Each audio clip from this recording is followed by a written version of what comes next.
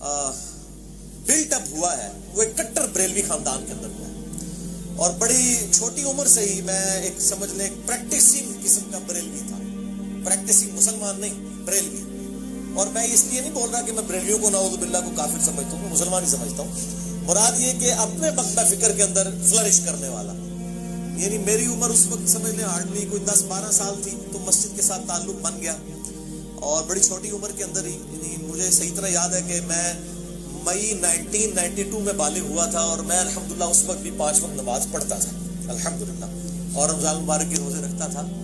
اور اس کے بعد بڑی چھوٹی عمر کے اندر ہی دعوت اسلامی کا قرب مل گیا. الیاس قادری صاحب کا سبز پگڑی باندھنی شروع کر دی 1992 میں، 93 میں باندھنی شروع کر دی تھی، اور پھر آنورڈ تقریباً 2001 تک میں دعوت اسلامی میں رہا. اس کے بعد کچھ اختلافات کی وجہ سے میں الگ ہو گیا. اسی دوران میں انجینئرنگ یونیورسٹی سے بھی فارغ ہو چکا تھا ڈگری کر کے، اور پھر میری جاب بھی ہوگی اسلام آباد میں سرکاری محکمے کے اندر الحمدللہ. 19 گریڈ میں ہوں میں. تو بینگ میکینیکل انجینئر میری اس اعتبار سے تو ایکسپرٹیز تھی، لیکن میں میٹرک لیول سے ہی کتابیں پڑھنے کا شوقین تھا. بہار شریعت میں نے 1994 میں پہلی دفعہ دلی سے چھپ کے آئی تھی. اس وقت مجھے یاد ہے میں نے 300 روپے کی خریدی تھی.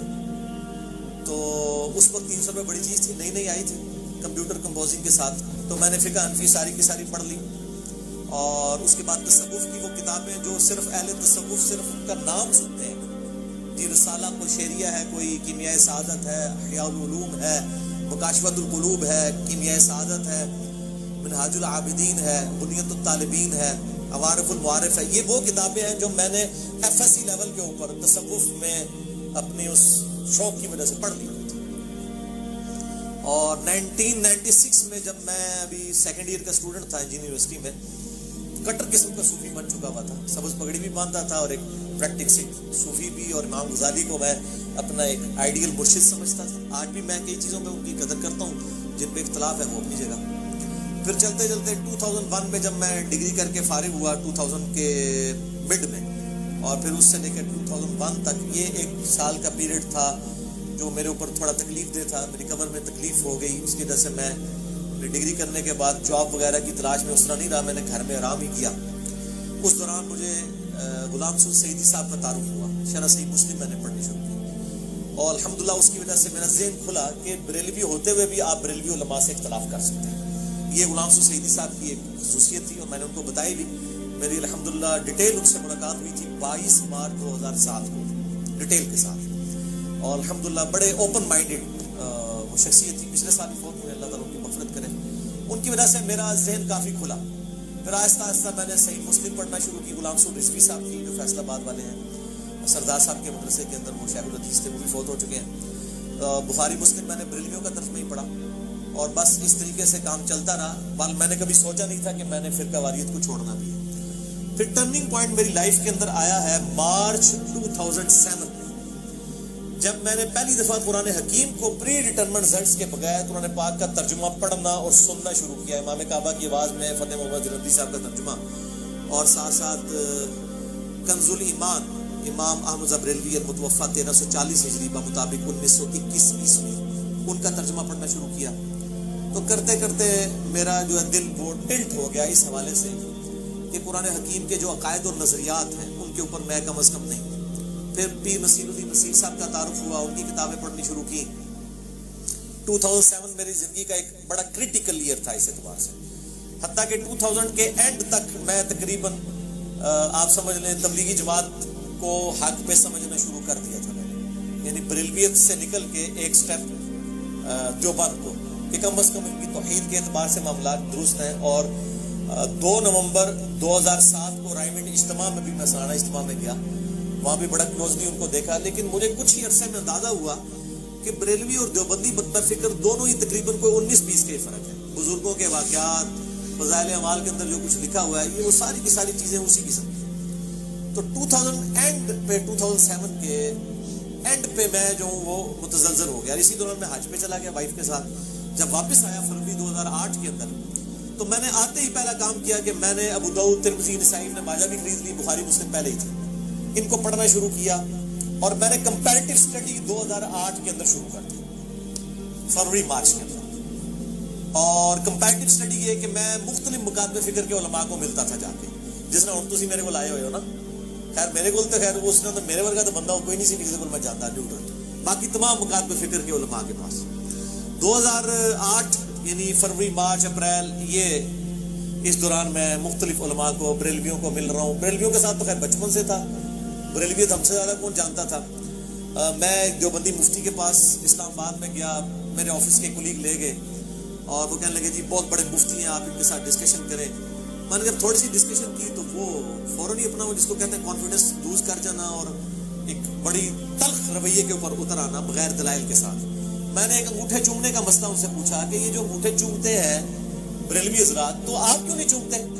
اب میں دیوبندی ہو چکا ہوا تھا لیکن انگوٹھے بھی چومتا تھا. کیوں؟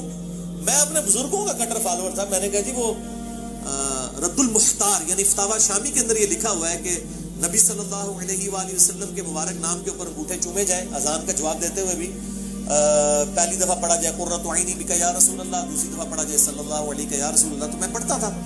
میں نے ان کو کہا کہ آپ کیوں نہیں پڑھتے ہیں؟ تو وہ کہنے لگے کہ یہ تو ضعیف حدیث ہے. میں نے کہا فضائل اعمال میں کئی ضعیف حدیث ہیں جس پہ ہم عمل کر رہے ہیں، تو انگوٹھے چومنے والی روایت سے کیا مسئلہ ہے؟ تو انہوں نے پھر اپنے دل کی بات کر دی.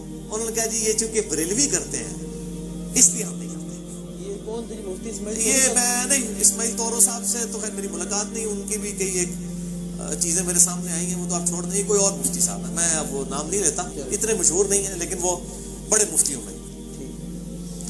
اور اسی طریقے سے الحمدللہ مجھے کہنے لگے یہ جس قسم کی تم گمراہ کن باتیں کرتے ہو نا، اور ہمارے بزرگوں کے بارے میں مجھے کہتے ہیں جی آپ اختلاف امت اور صراط مستقیم پڑھ لیں. وہ بریلویوں کے پاس آپ چلے جائیں، وہ کہتے ہیں جال آگ پڑھ لیں آپ احمد یارہ نعیمی صاحب کی، اور یہ یوسف لدھیانوی صاحب کی اختلاف امت اور صراط مستقیم، یہ سب نے اپنی اپنی ٹیکسٹ بکس رکھی ہوئی ہیں نا. وہ کہتے ہیں آپ جی یہ پڑھ لیں. اور اہل حدیث کے پاس چلے جائیں گے، وہ کہیں گے آپ تلاش حق پڑھ لیں. وہ بھی ایک اہل حدیث ہے ریورٹڈ، انہوں نے تلاش حق لکھی ہے. شیعہ کے پاس چلے جائیں، وہ آپ کو کہیں گے جی وہ ایک مالکی سوڈان کے سنی سے شیعہ ہوئے تھے، ان کی کتاب اردو میں آ چکی ہے میں بھی سچوں میں ہو جاؤں، تجانی صاحب کی. وہ کہیں گے جی یہ تجانی صاحب کی جناب پڑھ لو، میں بھی سچوں میں ہو جاؤں. تو سارے کو اپنی اپنی کتابیں، کوئی اللہ کی کتاب اللہ نبی کی کتاب نہیں پڑھاتا. انہوں پتا ہے پہلے مولوی کی کتاب پڑھو تاکہ تمہاری مت ماری جائے. تو مجھے کہنے لگے وہ پڑھے. میں نے کہا وہ میں نے پڑھی ہے، اس کے اندر اتنے بڑے بڑے بلنڈر لکھے ہوئے ہیں. میں نے ایک دو بتائے تو ان کے جناب وہ ادھر سے نا جھاگ چھوڑنی شروع ہوگی، غصے میں آ گئے. وہ کہتے ہیں تو ان قریب جو ہے نا گمراہ ہو جائے گا، تو اہل حدیث ہو جائے گا. میں نے کہا جی میں تو اہل حدیث کو گمراہ سمجھتا ہوں، میں نے کیوں اہل حدیث ہونا ہے؟ نہیں اس طرح کی باتیں کرنے والے اہل حدیث ہو جاتے ہیں. خیر جب ہم نکلے، ہم 3-4 دوست تھے جو یہ ہدایت کا سفر اکٹھا طے کر رہے تھے. تو میرے ایک بھائی کہنے لگے جی آپ اس طرح کریں، اہل حدیث کو بھی چیک کر لیں، ان کو چیک کرنے میں کیا حرج ہے. تو خیر میں اہل حدیث علماء کے بارے میں یعنی رابطہ کیا اور مختلف لوگوں کے نام سامنے آئے. الٹیمیٹلی خیر جس شخصیت تک میں پہنچا میری خوش قسمتی ہے، شیخ زبیر علی زئی رحمہ اللہ تعالی المتوفی 1435 ہجری میری خوش قسمتی تھی. اور میں شیخ صاحب سے کہا کرتا تھا کہ اگر میں آپ تک نہ پہنچا ہوتا تو میں اہل حدیث کو پہلے ہی کنکلوڈ کر لیتا بغیر تحقیق کے. بہرحال ان کے ساتھ میری ملاقات ہوئی 28 مئی 2008 کو، اور یوم تکبیر والے تھے، یعنی 10 سال ہوئے تھے یوم تکبیر کو. 1998 میں پاکستان نے اٹامک بلاسٹ کیے تھے، اس کو 10 سال پورے ہوئے تھے. اور اسی دن میں نے الحمدللہ پراپرلی جو ہے وہ سنت کے مطابق رکوع میں جاتے وقت، رکوع سے اٹھتے وقت رفع الیدین کے ساتھ نماز بھی شروع کی. بہرحال مجھے اہل حدیث کے ساتھ جن مسئلوں پہ اختلاف تھا، چاہے وہ یزید والا ایشو تھا یا وہ 3 طلاق والا ایشو تھا کسی قسم کے، اور داڑھی والا مسئلہ، اس طرح کے سارے ایشوز کے اوپر زبیر علی زئی صاحب کا موقف تو وہی تھا جو میں تحقیق کے ذریعے پہنچا ہوا تھا. اس لیے میں نے جو ہے نا وہ ان کو الحمدللہ اس اعتبار سے بڑا اچھا پایا، اور اللہ تعالیٰ نے میری ہدایت کا سبب بھی ان کو بنایا. اللہ تعالیٰ ان کو جزائے خیر دے. پھر الحمدللہ ان کے ساتھ رابطہ رہا، ان سے کافی کچھ علم حاصل کیا، اور ان کو بھی کئی جگہ موقع ملا مجھ سے استفادہ کرنے کا. اس لیے بعض اہل حدیث علماء یہ کہتے ہیں کہ جی زبیر علی زئی نے علی کو گمراہ کیا اور علی نے زبیر علی زئی کو گمراہ کر دیا. تو میں کہتا ہوں شاید دونوں باتیں ٹھیک ہی ہوں.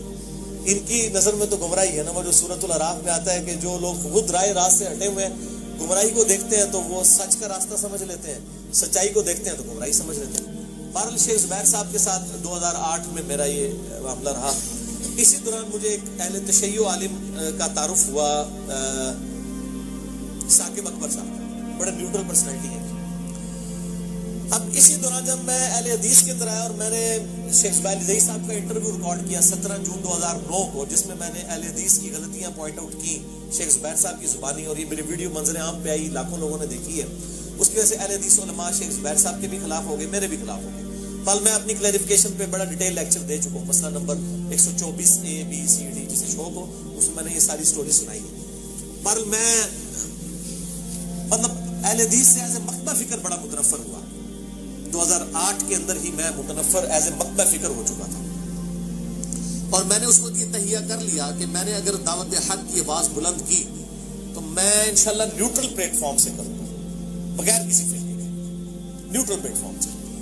اور یہی وجہ ہے کہ میری پہلے دن سے لے کے آج تک جتنی ویڈیوز ریکارڈڈ ہیں 2009 میں ریکارڈ ہونی شروع ہوئی ہیں پراپرلی تو 2010 اکتوبر میں. کبھی بھی آپ کو فرقہ واریت والا معاملہ وہاں پہ نظر نہیں آئے گا کہ میں نے کسی ایک فرقے کو کہ میں اس کی دعوت پیش کر رہا ہوں، کیونکہ اس ریکارڈنگ سے پہلے ہی میں الحمدللہ فرقوں کو 3 طلاقیں دے کے 4 تکبیریں پڑھ کے دفنا کے مسلمان ہو چکا ہوا تھا الحمدللہ. تو بہرحال اس میں مجھے آئیڈیا ہوا کہ اہل حدیث مکتبہ فکر میں بھی اکثریت جو ہے وہ اپنے علماء کے پیچھے ہے، اور جو عوام الناس جو ریولٹ ہو کے آئی ہے بریلوی دیوبندی یا اہل تشیع سے، وہ کافی حد تک نیوٹرل ہے. تو بہرحال میں آج بھی بوانگے دول کہتا ہوں کہ آج بھی مجھ سے کوئی پوچھتا ہے، آپ نے سوال کیا تو میں الحمدللہ بوانگے دول کہتا ہوں کہ میں جتنے بھی مکاتبے فکر ہیں، اہل سنت کے آف شوٹس ہوں یا اہل تشیع کے آف شوٹس ہوں، حنفی شافعی مالکی حنبلی اثنا عشری ہوں زیدیہ ہوں، اہل حدیث میں سب سے بہتر حق کے اہل حدیث کے منہج کو سمجھتا ہوں، مسلک اہل حدیث کو نہیں، منہج اہل حدیث کو، یعنی کتاب و سنت اور اجماع کو حجت ماننا. باقی جو اختلاف رائے ہے وہ اپنی جگہ رہتا ہے، ان سے صحیح الاسناد حدیث کی روشنی میں. بہرحال میں لیکن باقیوں کی میں تکفیر نہیں کرتا، باقیوں پہ کفر و شرک کے فتوے نہیں لگاتا، گستاخی رسول کے فتوے نہیں لگاتا. بہرحال جو گستاخیاں واضح ہیں وہ میں پوائنٹ آؤٹ کرتا ہوں. 2008 کے اندر ہی پھر میں نے اہل تشیع کے ایک نیوٹرل عالم جنہوں نے وہ کتاب پاکستان کے دینی مسالک لکھی ہے، ثاقب اکبر صاحب کو جانتے ہیں، البصیرہ انہوں نے یعنی ایک اکیڈمی قائم کی ہوئی ہے. میں نے ان کے لیکچرز بھی سننے شروع کیے، لیکن وہ بھی مطلب ایک وہ آپ سمجھ لیں اہل تشیع کے طارق جمیل صاحب ہیں، جیسے سنیوں کے طارق جمیل صاحب ہیں، میٹھی میٹھی اخلاقی باتیں، تو یہی ہے مطلب کوئی اختلافی موضوعات میں بات نہیں کرتے. لیکن ان کے قریب ہونے کا مجھے یہ فائدہ ہوا کہ مجھے اہل تشیع کے کلچر کو قریب سے دیکھنے کا موقع ملا، یہ کیسے سوچتے ہیں. ان کے ساتھ چونکہ سارے بڑے بڑے علماء رابطے میں ہوتے تھے، بلکہ اہل سنت کے بھی بڑے بڑے علماء. یہ جو ملی یکجہتی کونسل ہے، جب قاضی حسین صاحب اس کو سمجھ لیں لیڈ کر رہے تھے، اس زمانے سے وہ ان کے ساتھ ہیں، تو وہ کافی نیوٹرل ماشاءاللہ پرسنالٹی ہے، اب بھی ان سے رابطہ ہے، اور وہ موحد ہیں، توحید کا عقیدہ ان کا بڑا راسخ ہے. انہی کے ریفرنس سے شجاع عباس صاحب کے ساتھ بھی تعارف ہوا، اور اس طریقے سے مطلب اسٹڈی کرنی شروع کی. بہرحال خیر 2008 بھی اسی میں گزر گیا. 2009 میں میں نے کچھ لیکچرز ریکارڈ کرائے، کرتے کرتے 2010 اکتوبر میں نے پراپر قرآن کلاسز ریکارڈ کروانی شروع کی، اور 2010-11 ہی میں یہ یوٹیوب پہ اپلوڈ ہوئی، اور پھر لیکچرز آنا شروع ہوئی. یہ پورا سفر ہے. اب میں جس جگہ پہ پہنچا ہوں شاہ جی، وہ یہی ہے کہ میں بریلوی دیوبندی اہل حدیث اہل تشیع اثنا عشری ہوں چاہے زیدیہ ہوں، اسی طریقے سے حنفی شافعی مالکی حنبلی، سب کو الحمدللہ اپنا مسلمان بھائی سمجھتا ہوں، دلی محبت کرتا ہوں، اختلاف رائے رکھتا ہوں، اسلام سے کسی کو نہیں نکالتا، سوائے اہل سنت کا جو آف شوٹ ہے قادیانی، اور اہل تشیع کا آف شوٹ جو ہے نصیریہ. ان 2 فرقوں کے علاوہ میں تمام مکاتب فکر کو مسلمان سمجھتا ہوں. اور یہ ہو سکتا ہے بعض لوگوں کو بات بری لگے کہ اہل سنت کا آف شوٹ قادیانیت، کیونکہ قادیانیت فرقہ جو ہے وہ اہل سنت ہی میں سے نکلا ہوا ہے، اس لیے میں آف شوٹ کہہ رہا ہوں. اور اس پہ اہل سنت پہ کوئی قدغن نہیں لگائی جا سکتی، وہ ان کو اسلام سے خارج کر چکے ہیں. اس طریقے سے اہل تشیع بھی نصیریہ کو جو سیدنا علی کے لیے الوہیت کا عقیدہ رکھتے ہیں وہ اسلام سے نکال چکے ہیں. تو یہ شاہ جی